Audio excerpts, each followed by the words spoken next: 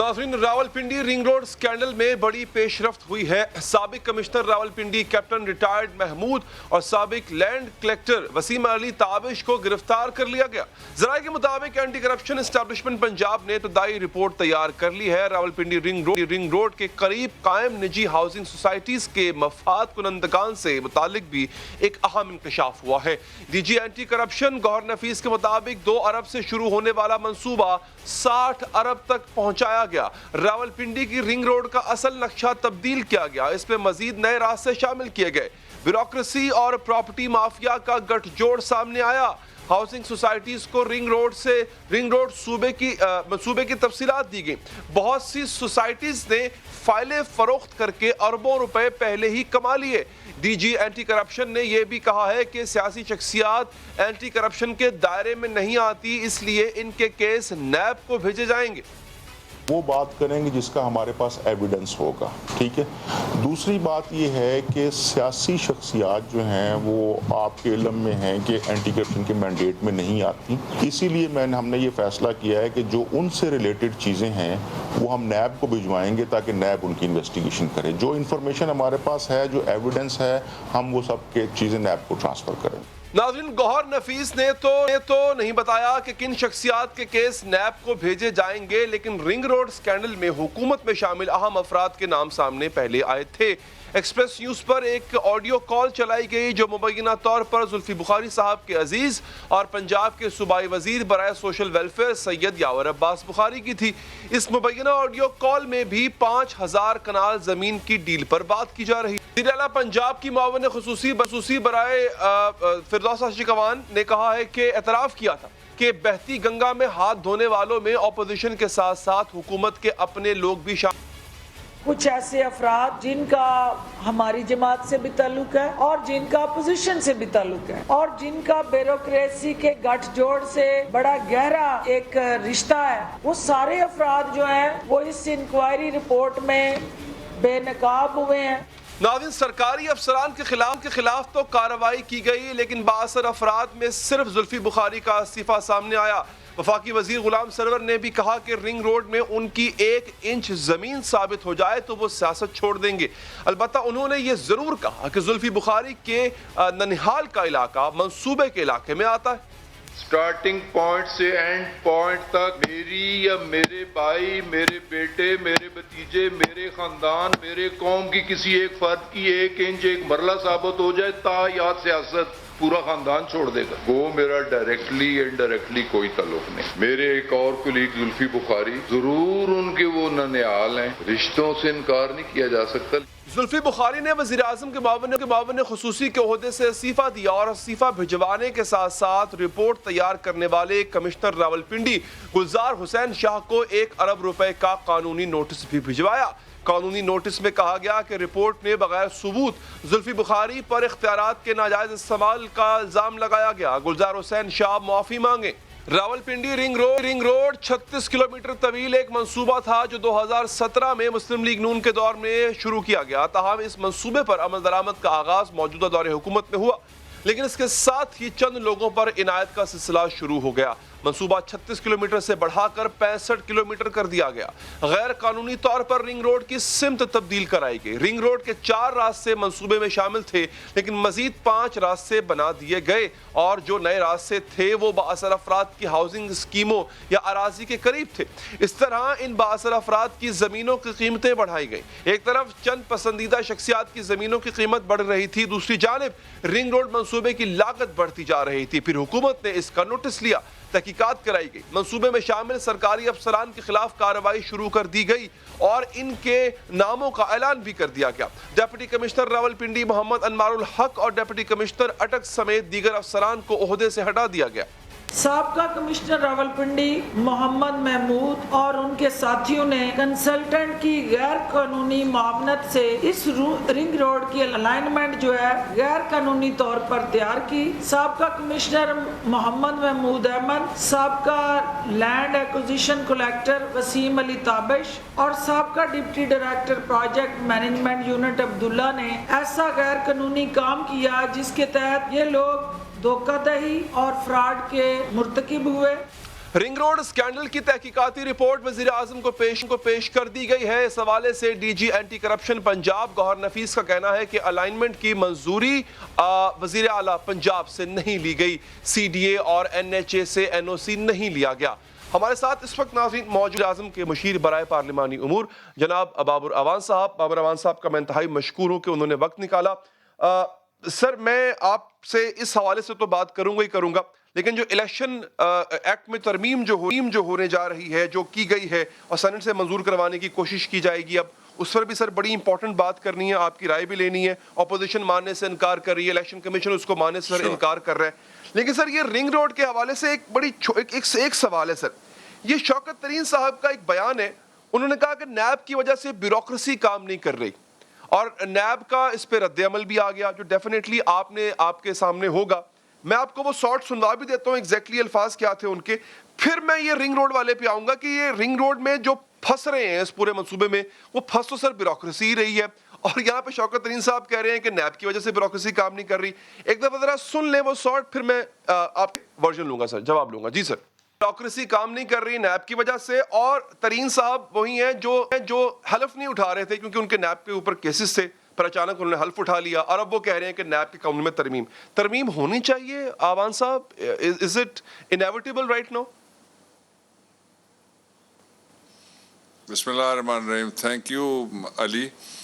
پہلی بات تو یہ ہے کہ یہ پہلی حکومت ہے جس کے دور میں جب کوئی شکایت آئی تو اس کو پروب کیا گیا, اور پروب کسی نے جلسے میں کھڑا ہو کے جس طرح شہباز شریف صاحب کرتے تھے, اس کو پکڑ لو, اس کو ہتھکڑیاں لگاؤ, اس طرح نہیں ہوا.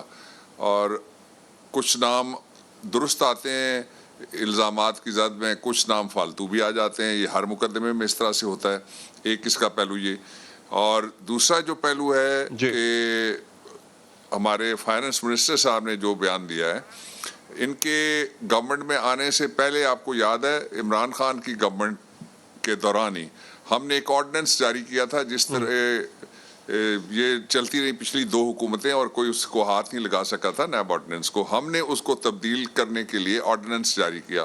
وہ آرڈیننس ایڑیاں رگڑ کے سینٹ کی ایک کمیٹی کے سامنے مر گیا, لیکن جب اس کے اوپر گفتگو ہوتی تھی تو لوگ سارے کے سارے اکٹھے ہو جاتے تھے, وہ کہتے تھے کہ نیب کو ختم کر دو. اس طرح سے وہ جیبرٹائز ہوا. آپ کے سامنے ہے جب فیٹف چل رہا تھا اور اس کی لیجسلیشن ہو رہی تھی پارلیمنٹ میں اس کو لیڈ کر رہا تھا, اس وقت یہ آپ کو معلوم ہے کہ 34 نکاتی ایک این آر او کے لیے درخواست دے دی گئی کہ یہ کر دیا جائے, جو نہیں ہو سکا. جہاں اصلاح کی ضرورت ہے, جس قانون میں بھی لا ریفارمز کی بڑی شدید ضرورت ہے, پرائم منسٹر نے آج بھی اس پہ گفتگو کی ہے, اور جو جوڈیشل ریفارمز ہیں اتنی شدید ضرورت ہے. اور جب ہم لا ریفارمز کی بات کرتے ہیں تو اس میں وہ لاز جو واچ ڈاگز کے حوالے سے ہیں کہ وہ کس طرح سے پاکستان کے پیسے کا تحفظ کریں گے, وہ لا بھی شامل ہے جس کو نیب آرڈیننس کہتے ہیں. ایک اس کا پہلو.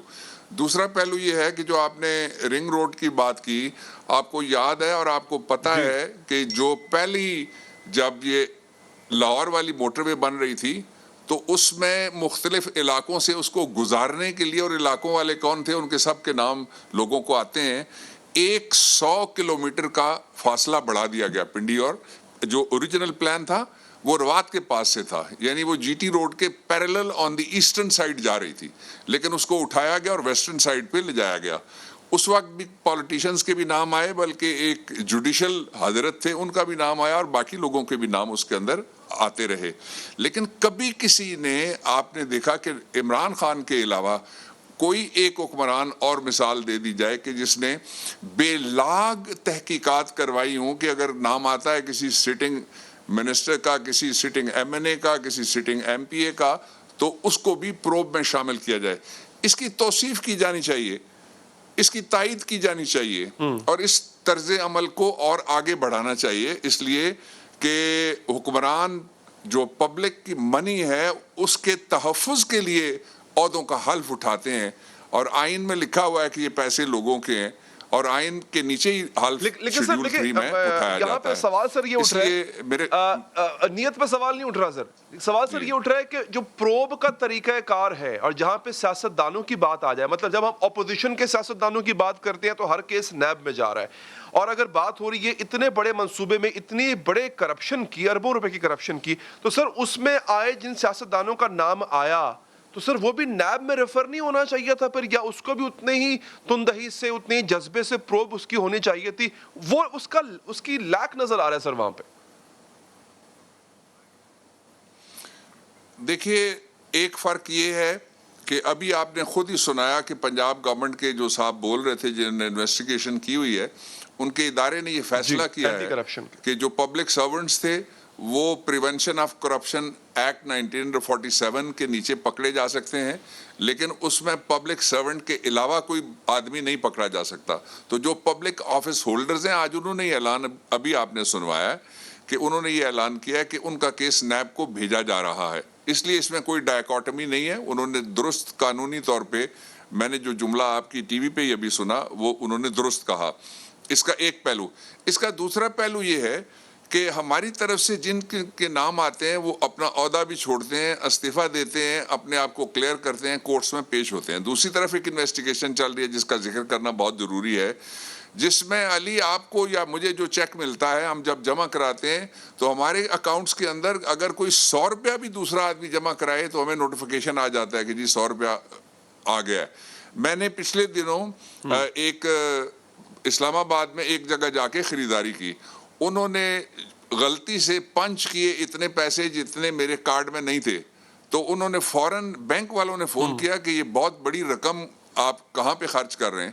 تو وہ ٹوٹل بل تھا 14,030 روپے کا یا 300 روپے کا, تو جو اس نے پنچ کر دیا وہ ملین میں چلا گیا, 14 لاکھ میں اس نے کر دیا جو وہاں پہ ٹیلر پہ تھے موجود. تو اس لیے جو اس وقت صورت ہے وہ یہ ہے کہ 25 ارب روپے کے سوال صرف ایک پوچھا جا رہا ہے کہ آپ کے پیسے کہاں سے آئے شہباز شریف سے, وہ جواب دینے کے لیے تیار نہیں ہے. تو اس کو پیریمیٹیریا کر کے مد مقابل رکھ کے اگر آپ دیکھیں گے تو احتساب بے لاگ بھی ہے اور احتساب برابری کی سطح کے اوپر بھی ہے. اور یہ کیس جو شہباز شریف صاحب کے خلاف بنا ہوا ہے یہ ان کے اپنے بھائی کے دور میں اس کی انویسٹیگیشن بشیر میمن صاحب نے اس طرح کے جو فیک اکاؤنٹس تھے وہ کی تھی, اور اس وقت چیف جسٹس کے کورٹ میں یہ کیس شروع ہوا تھا, ہم نے نہیں شروع کیا.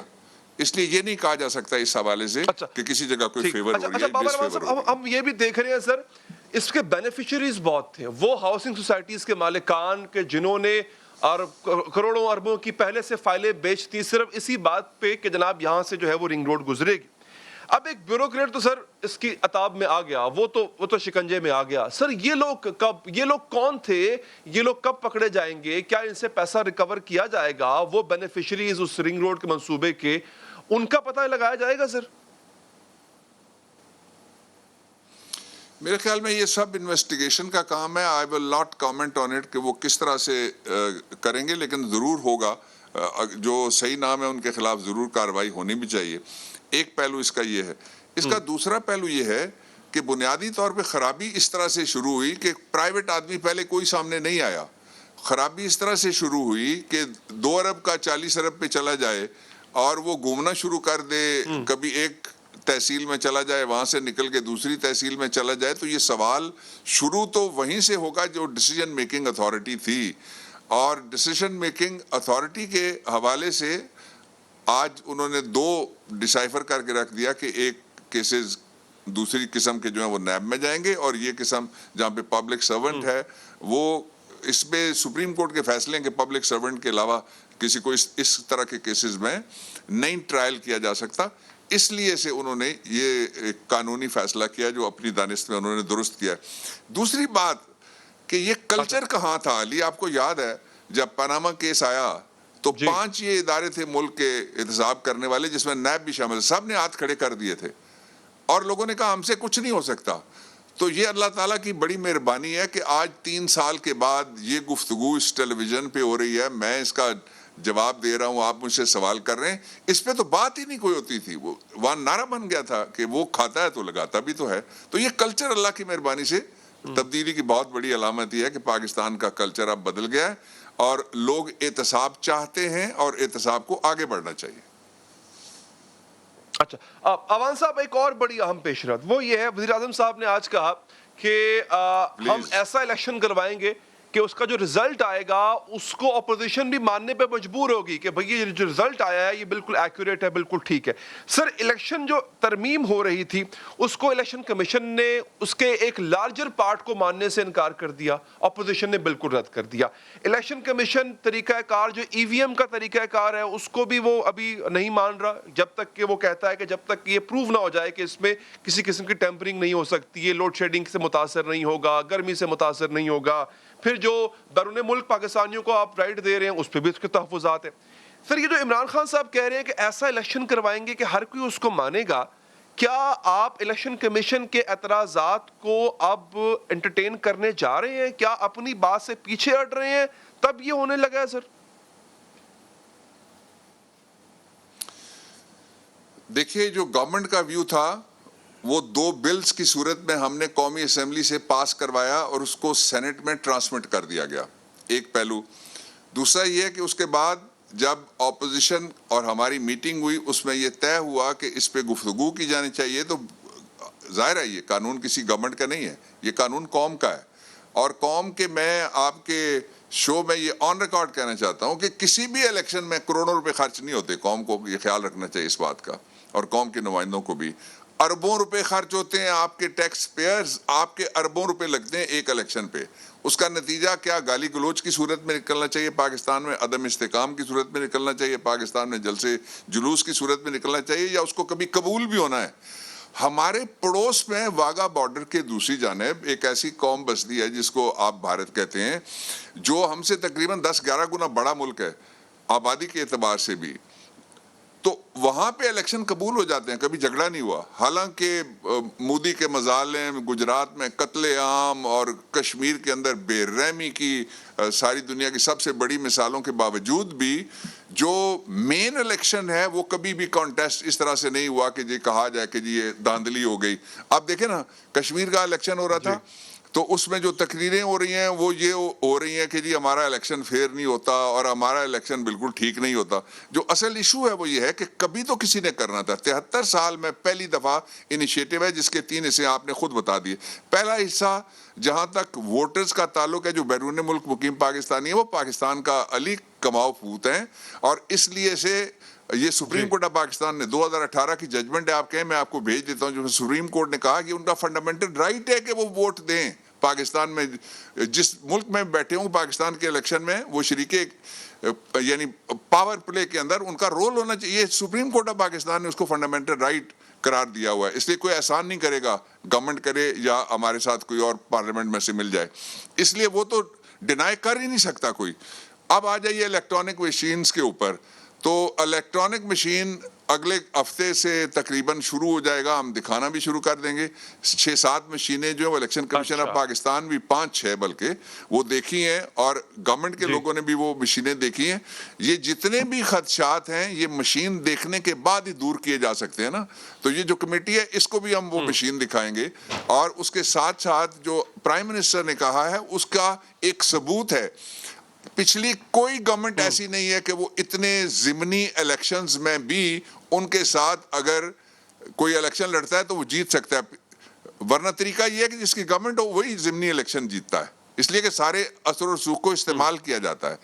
یہ فیئر، فری، ٹرانسپیرنٹ، ہمارے اندر سے بھی کئی لوگوں کو یہ ٹرانسپیرنسی کھٹکتی بھی ہے کئی حوالوں سے، اس میں سے کچھ حوالے درست بھی ہو سکتے ہیں، لیکن پرائم منسٹر اس پہ کمپرومائز کرنے والے نہیں ہیں کہ جو شخص کرکٹ میں نیوٹرل امپائرز لایا تھا وہ الیکشن کمیشن ہو یا باقی ادارے الیکشن کرانے کے جو ذمہ دار ہیں، جس طرح RO کا الیکشن کہا جاتا ہے، تو وہ سب کو نیوٹرل ہونا چاہیے. نیوٹریلٹی ٹیکنالوجی کے ذریعے سے حاصل کی جا سکتی ہے، دوسرا کوئی راستہ نہیں ہے. سوال جو جس طرح سے اٹھے تھے سوال سارے کے سارے ٹرمپ کے الیکشن میں، سب کا جواب کہاں سے آیا؟ ٹیکنالوجی. چلیں ایک اور کنفیوژن سر دور کر دیں. اب یہاں پہ الیکشن کمیشن کا ایک اور اعتراض بھی ہے جو کہ سینٹ کے انتخابات کو اوپن بیلٹنگ پہ لے جانے کی تجویز ہے گورنمنٹ کی. اس میں سر وہ کہتے ہیں کہ یہ جو صدارتی ریفرنس تھا اس کا جو جواب تھا سپریم کورٹ کا اس کی رائے سے مسابقت نہیں رکھتا جو یہ والا قانون ہے. سر اس میں کیا آپ ابھی گورنمنٹ باؤنڈ ہے کہ وہ سپریم کورٹ کی اسی رائے پہ رہے جس میں کہا گیا تھا کہ آپ جو ہے وہ آئین کے مطابق سینٹ کے انتخابات کرائیں گے, یا آپ ترمیم کر سکتے ہیں؟ یہ سپریم کورٹ کی رائے کے عین مطابق ہے. علی رائے کیا تھی؟ رائے کوئی نہیں بتاتا کہتے ہیں اس کے مطابق نہیں ہے. رائے یہ تھی کہ سیکریسی آف بیلٹ پرپیچول سارے وقت کے لیے نہیں ہے, اس کو آپ لفٹ کر سکتے ہیں سیکریسی آف بیلٹ کو. یہ رائے ہے اس میں سپریم کورٹ آف پاکستان کی. نمبر 1. نمبر 2 یہ رائے ہے کہ اس کو لفٹ کرنے کے لیے آپ ایکٹ آف پارلیمنٹ استعمال کریں گے. ایکٹ آف پارلیمنٹ کیا ہے؟ ہم آرڈیننس لائے, اب اس کو ہم نے بل بنا دیا ہے. بل کو ہم قومی اسمبلی میں اور سینٹ میں لے کے, قومی اسمبلی نے پاس کیا, سینٹ میں لے کے جا رہے ہیں. اس پہ گفتگو کریں گے بامانی, میننگ فل. جو تجاویز, ہماری تجویز تو بلوں کی صورت میں سامنے ہے. جو پارلیمنٹ میں کھڑے ہو کے پرائم منسٹر عمران خان نے دعوت دیا اپوزیشن کو, ہم اس کو آنر کر رہے ہیں کہ جو تجاویز وہ دینا چاہیں گے وہ تجاویز ہم دیکھیں گے. جن پہ اتفاق رائے ہوگا وہ سینٹ کو بھیجی جائیں گی ان بلوں میں ترمیم کرنے کے لیے. واپس نہیں لیے جا سکتے, وہ سینٹ کی پراپرٹی ہیں اب بل. پہلے دن سے میں نے یہ کہا ہے, میٹنگز میں بھی, باہر میں نے یہی کہا, اس لیے کہ آئینی پوزیشن یہ ہے, اس کو کسی نے ڈینائی بھی نہیں کیا, کنفرنٹ بھی نہیں کیا. اچھا, دوسری جو اس کی بات ہے خاص طور پہ وہ یہ ہے کہ ہم اس پروسیس کو, پرائم منسٹر روز کہتے ہیں تقریباً کہ اس کو جلدی کرو, اور آج بھی میری صدر سے میٹنگ تھی, وہاں بھی یہی بات ہوئی کہ اس میں جلدی کی جائے. اس لیے کہ سپریم کورٹ آف پاکستان نے کوئی تقریباً 13 سال پہلے بھی کہا تھا کہ یہ عمل شروع کیا جائے, اور ٹیکنالوجی کا استعمال اور اوورسیز پاکستانیز کو ہوتا اس لیے نہیں ہے کہ سارے انتظار کرتے رہتے ہیں, جھگڑے چلتے رہتے ہیں, اینڈ میں کہتے ہیں آپ ٹائم نہیں ہے, اس سے اگلا الیکشن ہم دیکھ لیں گے. انشاءاللہ آنے والا الیکشن پرائم منسٹر نے درست کہا ہے صاف, شفاف, ٹرانسپیرنٹ ہوگا. اس لیے کہ صاف, شفاف, ٹرانسپیرنٹ ٹیکنالوجی بھی اور دوسرے اقدامات بھی ہم لا کے ذریعے سے سامنے لا رہے ہیں. بالکل, بہت بہت شکریہ جناب ڈاکٹر بابر اعوان صاحب آپ کے قیمتی وقت کا. آگے بڑھیں گے ناظرین. ملک میں سلسلہ غداریہ کی ممبرشپ جاری ہے. یہ وہ سلسلہ ہے جس کی ممبرشپ لی نہیں جاتی بلکہ زبردستی دے دی جاتی ہے. سلسلہ غداریہ قیام پاکستان کے ساتھ ہی وجود میں آ گیا تھا. اس کے تحت غداری کے سرٹیفکیٹ بانٹے جاتے ہیں, حب الوطنی پر سوال اٹھائے جاتے ہیں, ان سوالوں کے جواب بڑے کڑے ہوتے ہیں. غداری کا یہ سرٹیفکیٹ پاکستان بنانے والے کی بہن کو بھی دیا گیا تھا. اس بہن کا ساتھ دینے والے اس کو دیا گیا تھا جس نے ان کا ساتھ دیا. اس ملک کا ایٹمی پروگرام شروع کرنے والے کو بھی غدار کیا گیا. ملک کو ایٹمی طاقت بنانے والے کو بھی غدار کہا گیا. قرارداد پاکستان پیش کرنے والے کو بھی غدار کہا گیا. سندھ اسمبلی سے مسلمانوں کے لیے علیحدہ ملک کی قرارداد منظور کروانے والے کو بھی غدار کہا گیا. اب ایک بار پھر موجودہ حکومت کے ایک وزیر نے ملک کے ایک سابق وزیر اعظم کو غدار کہا ہے. بھٹو جس کا یہ نعرہ مارتے ہیں کہ زندہ ہے بھٹو, زندہ ہے. بھٹو نے پورے سندھ کو مار دیا ہے. یہ وہی بھٹو ہے کہ جب سمجھ گیا کہ اکثریت نہیں رہ سکتا تو اپنی وزیر اعظم کی کرسی کے لیے ادھر تم ادھر ہم, ملک کو توڑ دیا اس غدار نے. وفاقی وزیر گنڈا پور صاحب اس ذوالفقار بھٹو کو غدار کہہ رہے ہیں جنہوں نے پاکستان کے 90,000 فوجی قیدی بھارت سے چھڑوائے, جنہوں نے جنگ میں ہارے گئے علاقے پاکستان کو واپس دلائے, جنہوں نے کہا تھا کہ ہم گھاس کھا لیں گے لیکن ایٹم بم بنائیں گے. وفاقی وزیر نے اس ذوالفقار علی بھٹو کو غدار کہا جس نے اسلامی سربراہ کانفرنس منعقد کی تھی اور اسلامی دنیا میں پاکستان کے کردار کی راہ متعین کی تھی. شہید ذوالفقار علی بھٹو کو انہوں نے جسارت اور ہمت کیسے کی کہنے کی کہ وہ غدار ہیں. یہ غداری کے پرچے ہوتے کون ہوتے ہیں دینے والے؟ وہ آپ کے فوجی, وہ آپ کے سپاہیوں کو واپس لے کے آیا تھا, اس کے لیے غداری کی گئی. انہوں نے کس لیے شہادت دی؟ ایٹمی پروگرام آپ کو دیا انہوں نے, اس کے لیے شہادت. آپ ان کو غدار کہہ رہے ہیں.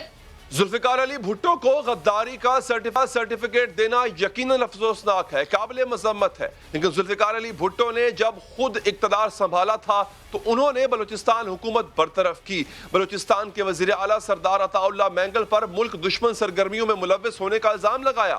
पूरी नैप लीडरशिप पर गद्दारी का मुकदमा बनाया गया। सिलसिला गद्दारिया में शामिल करने का सिलसिला जुल्फिकार अली भुट्टो के नवासे बिलावल भुट्टो ने भी जारी रखा। बिलावल भुट्टो मुस्लिम लीग नून के कायद नवाज शरीफ को मोदी का यार करार दे चुके हैं। वज़ीर आज़म नवाज शरीफ को गद्दारी का सर्टिफिकेट मौजूदा हुकूमत ने भी जारी किया, बल्कि नवाज शरीफ की तकरीर सुनने वाले नून लीग के 42 रहनुमाओं के खिलाफ भी गद्दारी का मुकदमा दर्ज कराया।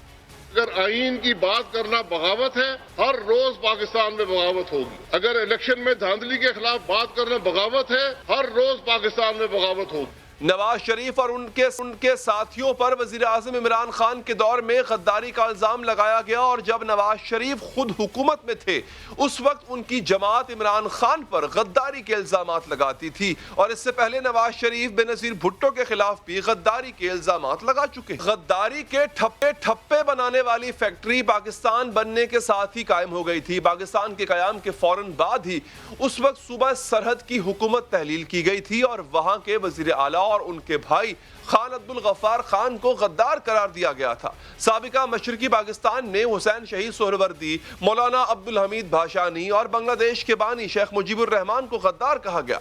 बांग्लादेश के वजीर आला ए.के. फजलुल हक को गद्दार कहा गया। वो ए.के. फजलुल हक जिन्होंने 23 मार्च 1940 को करारदाद पाकिस्तान पेश की थी। बलूचिस्तान को पाकिस्तान में शामिल करने की करारदाद पर दस्तखत करने वाले अकबर बुगटी को भी गद्दार कहा गया, और फिर एक आमिर के दौर में इन्हें मार भी दिया गया। इस मुल्क में गद्दारी का सर्टिफिकेट तो GM सैयद को भी दिया गया, जिन्होंने बरे सगीर में सबसे पहले मुसलमानों के लिए एक अलहदा वतन की करारदाद सिंध असम्बली से मंजूर कराई थी। हम एक दूसरे के खिलाफ हार्ड टॉक भी करते हैं। जब इमेच्योर होते हैं तो एक दूसरे के खिलाफ वो बातें करते हैं जिनका वजूद नहीं होता, एक को 100 से ज़रब देते हैं। ये बारी बारी हम सब ने किया है। इस मुल्क में जिसने GM सैयद, जिन्होंने सिंध असेंबली में पाकिस्तान बनाने की करारदाद पास की थी, उन पर गद्दारी की मोहर लगा दी गई, बुढ़ापे तक उन पर यही मोहर लगी रही। आमिर अयूब खान ने इलेक्शन लड़ा तो अपनी मुखालिफ उम्मीदवार को गद्दार कहा। उन फातिमा जिन्नाह को गद्दार कहा जो बानी पाकिस्तान की बहन थी। पाकिस्तान का कोई भी मकबूल लीडर गद्दारी और मुल्क दुश्मनी के इल्जामात से नहीं बच सका, लेकिन अफसोस की बात यह है कि हुब्बुल वतनी और गद्दारी के सर्टिफिकेट्स आज भी बांटे जा रहे हैं। बात करते हैं कोरोना के हवाले। कोरोना की एक नई किस्म फैल रही है इस वक्फे के बाद।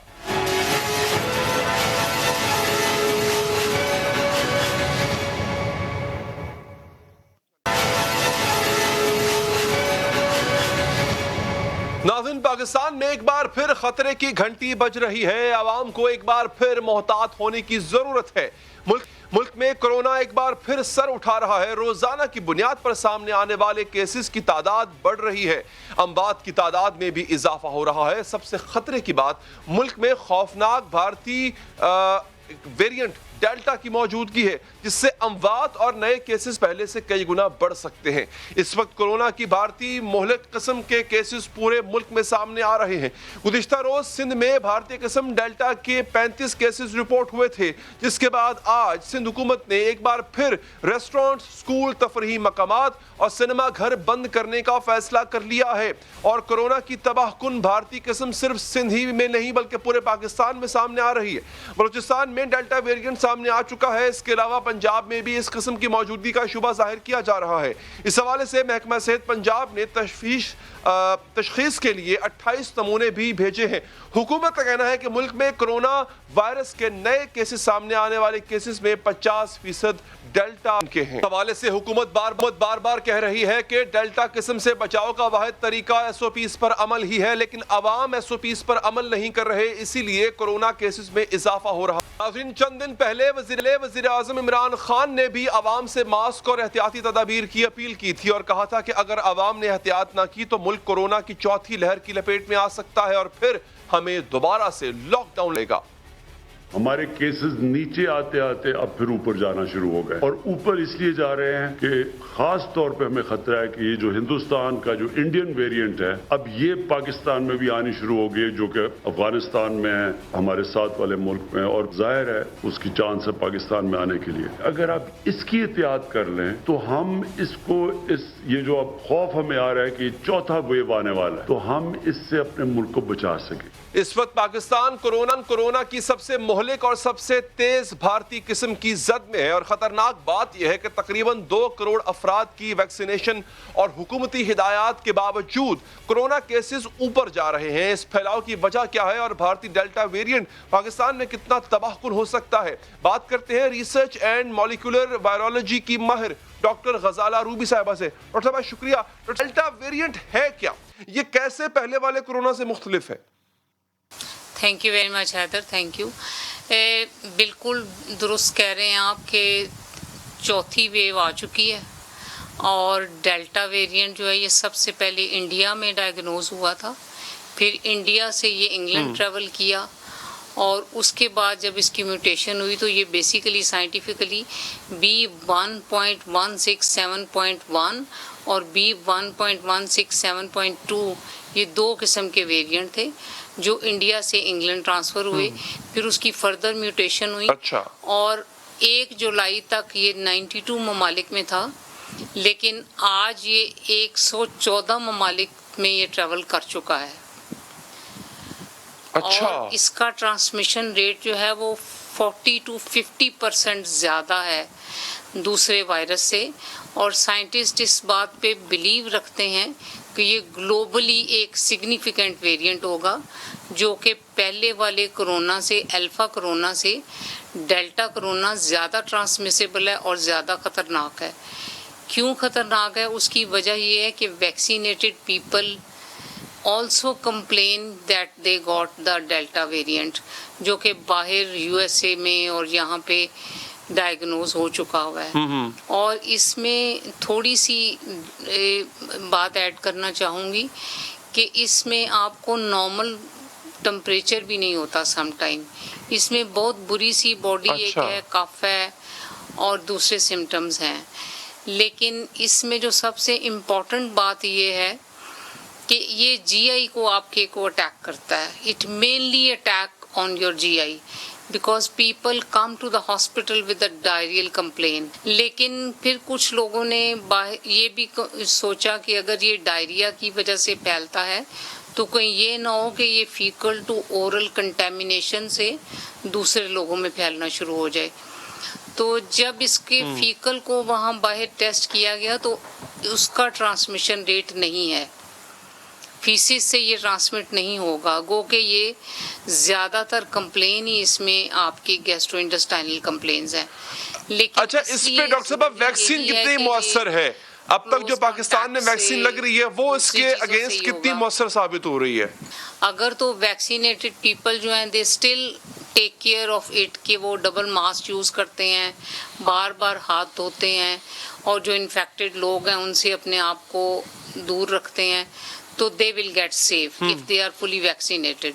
لیکن اگر ہم نے جیسے انڈور شروع کر دیا، وہی شادیاں، وہی شاپنگ، وہی سب کچھ، تو پھر تو people will mostly get infected even if they are vaccinated۔ دوسری بات یہ ہے کہ جو چائنیز ویکسین ہے یہ 60 to 65% مؤثر ہے، اردو میں آپ کو بتا دوں کہ یہ مؤثر ہے، لیکن جو دوسری ویکسین ہے جیسے فائزر وغیرہ وہ 92% افیکٹو ہے۔ لیکن سب سے زیادہ جو امپورٹنٹ بات ہے وہ یہ ہے کہ سائیڈ افیکٹ چائنیز ویکسین کے سب سے کم ہے، اسی لیے ہمارے ہاں بڑی تیزی سے لوگوں کو لگائے گی، اور آپ کو پتہ ہے کہ کووڈ کو کنٹرول کرنے میں ہمارے ملک کا نام جو ہے وہ 3رے نمبر پر تھا پوری دنیا میں۔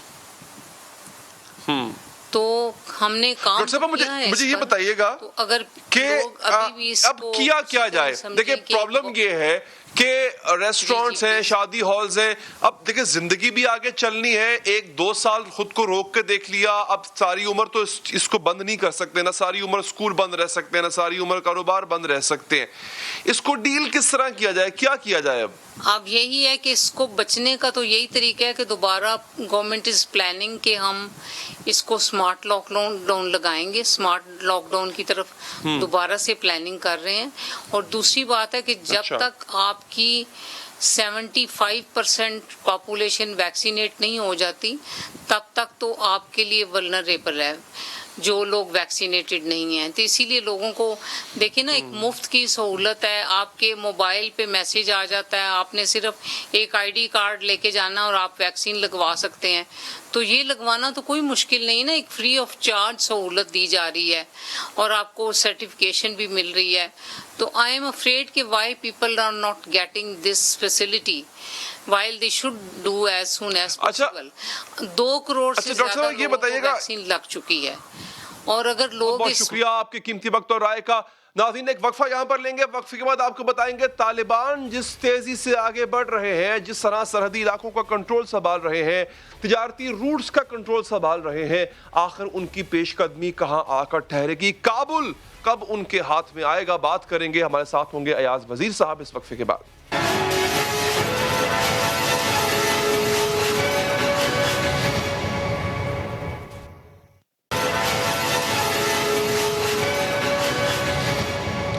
ناظرین طالبان آندھی اور طوفان کی رفتار سے کامیابیوں کے جھنڈے گاڑتے جا رہے ہیں.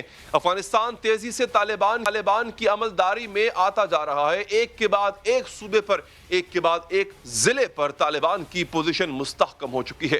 طالبان کے دعووں کے مطابق اس وقت افغانستان کے 85% علاقے طالبان کے کنٹرول میں ہیں، جب افغان حکومت کی حکومت تیزی سے کابل کی حدود میں محدود ہوتی نظر آ رہی ہے. اور اب آج طالبان نے ایک اور بڑی کامیابی کا دعویٰ کر دیا، جس کے مطابق طالبان نے پاکستان اور افغانستان کی مرکزی گزرگاہ کا کنٹرول بھی حاصل کر لیا. پاک افغان چمن بارڈر پر افغانستان کا قومی پرچم اتر چکا ہے اور طالبان امارات اسلامی کا سفید جھنڈا لہرا دیا گیا. طالبان ترجمان کے مطابق پاکستانی سرحد سے متصل افغان ضلع اسپین بولدک پر قبضے کے بعد طالبان نے چمن بارڈر کنٹرول حاصل کر لیا ہے. طالبان کے اس دعوے کی تصدیق نہ صرف ویڈیو سے ہو رہی ہے، بلکہ افغان محکمہ ٹرانسپورٹ نے بھی کہا ہے کہ چمن کندھار شاہراہ پر طالبان کے قبضے کے بعد آمد و رفت معطل ہے، جبکہ پاکستان کی جانب سے بھی باب دوستی کو ہر قسم کی آمد و رفت کے لیے بند کیا جا چکا ہے، جس کی وجہ سے تجارت بھی معطل ہے. لیویز حکام کا کہنا ہے کہ چمن سے متصل افغانستان کی تمام سرحدی چوکیوں پر طالبان کا قبضہ ہے اور پاک افغان بارڈر پر غیر یقینی صورتحال ہے.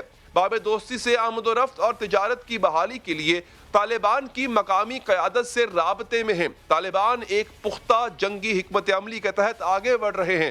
ایک طرف افغانستان کے اندرونی علاقوں پر کنٹرول حاصل کر رہے ہیں، دوسری جانب ایک کے بعد ایک اہم ترین تجارتی گزرگاہوں پر بھی اپنے جھنڈے گاڑ رہے ہیں. آج پاکستان کے ساتھ ایک مرکزی تجارتی راہداری چمن بارڈر پر قبضہ کیا گیا ہے. اس سے پہلے شمالی علاقوں میں ترکمانستان اور تاجکستان سمیت ایران کے ساتھ ملنے والے سرحدی راستوں پر قبضہ کر چکے ہیں.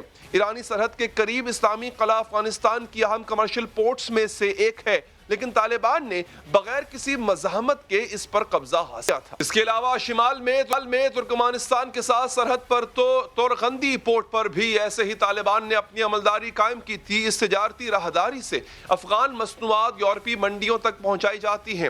تاجکستان کے ساتھ مرکزی سرحدی گزرگاہ پر 20 دن پہلے ہی طالبان افغان وہاں کی فورسز کو بے دخل کر چکے ہیں، جب طالبان نے قندوز شہر سے 50 کلومیٹر دور تاجکستان کی سرحد سے متصل علاقے شیرخان بندر پر قبضہ کیا تھا. اور اب پاک افغان چمن گزرگاہ بھی طالبان کے کنٹرول میں آ چکی ہے. طالبان کی یہ کامیابی دیگر سرحدی کامیابیوں کے مقابلے میں کہیں زیادہ اہم ہے. پاکستان اور افغانستان کی تقریباً 2500 کلومیٹر طویل سرحد پر اسپین بولدک چمن سرحد اہم ترین تجارتی علاقہ ہے. اس راستے سے نہ صرف پاکستان اور افغانستان کے درمیان تجارت ہوتی ہے، بلکہ ہر روز ہزاروں افغان اور پاکستانی شہریوں کی آمد و رفت بھی ہوتی ہے. طالبان کی افغانستان میں طوفانی پیش قدمی جاری ہے اور افغان سیکیورٹی فورسز طالبان کے سامنے مکمل ناکام نظر آ رہی ہیں. اس مشکل صورتحال میں کابل حکومت نے بھارت سے مدد کی توقعات وابستہ کر لی ہیں. نئی دلی میں افغان سفیر فرید مامون زئی کا کہنا ہے کہ اگر طالبان کے ساتھ امن مذاکرات ناکام ہو گئے تو بھارت سے عسکری مدد مانگ سکتے ہیں.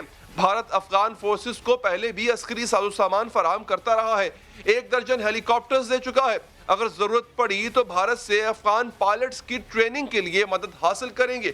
افغان سفیر کا یہ سہما ہوا بیان واضح کر رہا ہے کہ افغان فورسز طالبان کا راستہ روکنے کی صلاحیت نہیں رکھتی. طالبان کی افغانستان میں طوفانی پیش قدمی اور کامیابیوں کے حوالے سے مزید بات کریں گے سابق سفارتکار ماہر افغان امور ایاز وزیر صاحب سے. ایاز صاحب، آپ کے وقت کا سر یہ جو تجارتی روٹس پر قبضہ ہوتا جا رہا ہے طالبان کا اور سرحدی علاقوں پر، اس سے کیا تبدیلی رونما ہوگی خطے میں؟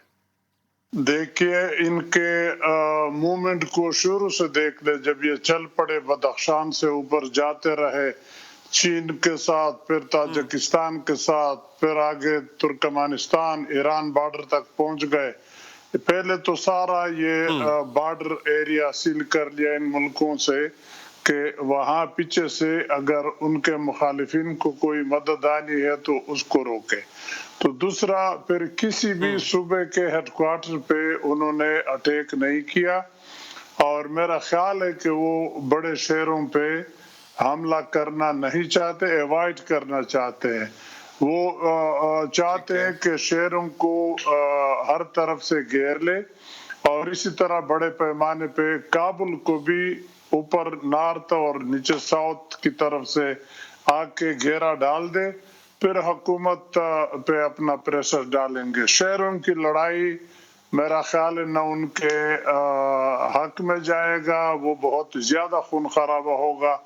لوگ ویسے بھی ڈرے ہوئے ہیں، گھبرائے ہوئے ہیں کہ طالبان آ رہے ہیں، پتہ نہیں کیا بنے گا. تو اگر تھوڑا بہت خون خرابہ کہیں ہو گیا تو وہ لوگ زیادہ ایکسپلائٹ کریں گے. تو طالبان چاہتے ہیں کہ وہ پرانا امیج یا امپریشن ان کا آگے نہ چلے، بلکہ اس سے بہتر امیج آگے چلے جائے. اچھا، ایک بات جو کہ طالبان ترجمان کی طرف سے بار بار دہرائی گئی ہے کہ طالبان اگر اقتدار میں آتے ہیں تو افغانستان کی زمین کسی اور ملک کے خلاف استعمال نہیں کی جائے گی. اور ٹی ٹی پی ڈیفینیٹلی سر افغانستان میں پناہ لیتی تھی پاکستان میں کارروائیاں کرنے کے بعد. ٹی ٹی پی کو دور تو کر دیا خود سے طالبان، افغان طالبان نے دوری اختیار کر لی سر، لیکن کیا آپ کو لگتا ہے ان کے خلاف کارروائی بھی کرے گی پاکستان اگر ریکویسٹ کرتا ہے تو؟ دیکھیے اگر وہ حکومت میں آتے ہیں تو ظاہر بات ہے کہ وہ حکومت ایسی ہوگی کہ ان پہ سب افغانیوں کا اعتماد یا اتفاق ہوگا. صرف اس میں طالبان نہیں ہوں گے بلکہ اس میں افغان حکومت بھی اور جو دوسرے سیاسی رہنما یا وارلاٹ جو حکومت سے باہر ہے وہ بھی ہوں گے. تو پھر تب سارے افغانستان پہ ان کا کنٹرول ہوگا. پھر وہ واقعی کہہ سکیں گے کہ ہم افغانستان کی سرزمین کو کسی کے خلاف استعمال کرنے نہیں دیں گے.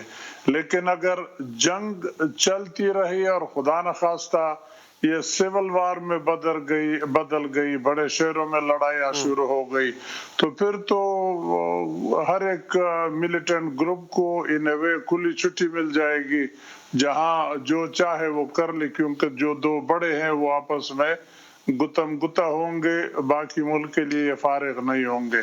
تو انہوں نے امریکہ کو بھی اس لیے ایگریمنٹ دوحہ میں لکھ کے دیا کہ ہم افغان سرزمین کو کسی کے خلاف استعمال نہیں کرنے دیں گے، اسی مفروضے پہ کہ ہماری مرضی کی حکومت آئے گی تو ہم افغانستان کو کنٹرول کر سکیں گے. اس لیے امریکہ نے بھی ان کے ساتھ ایگری کر لیا کہ ٹھیک ہے پھر ہم سارے نکلتے ہیں. برطانیہ نے آج کہہ دیا کہ اگر طالبان اقتدار میں آتے ہیں اور عالمی قوانین کی پابندی کرتے ہیں تو ہم ان کو ساتھ دیں گے. یہ خبر سامنے اب تک آئی ہے، تصدیق اس کی مزید ہو بھی جائے گی یا تردید ہو جائے گی. لیکن سر آپ کو لگتا ہے کہ طالبان نے یہ بھی بڑی اسٹریٹجیکلی چلے ہیں کہ انہوں نے اپنے نیبرنگ کنٹریز کو اعتماد میں بھی لینے کی کوشش کی ہے، ایران میں بھی لوگ بھیجے، ترکمانستان میں بھی بھیجے، یہ عالمی سطح پر بھی اپنا امیج بہتر کرنا چاہ رہے ہیں؟ یہ اگر ان کی پچھلی حکومت دیکھ لے تو اس حکومت یا اس وقت کے حالات میں یہ نیبرنگ کنٹریز خاصے گھبرائے ہوئے تھے کہ طالبان کی انفلوئنس خاص کر سینٹرل ایشیا اس میں نہ آئے، وہاں بھی مسلمان ہے، پھر وہ فلیئر اپ ہو جائے گا. روس تک لوگ گھبرائے ہوئے تھے کہ ان کا انفلوئنس وہاں تک نہ پھیلے.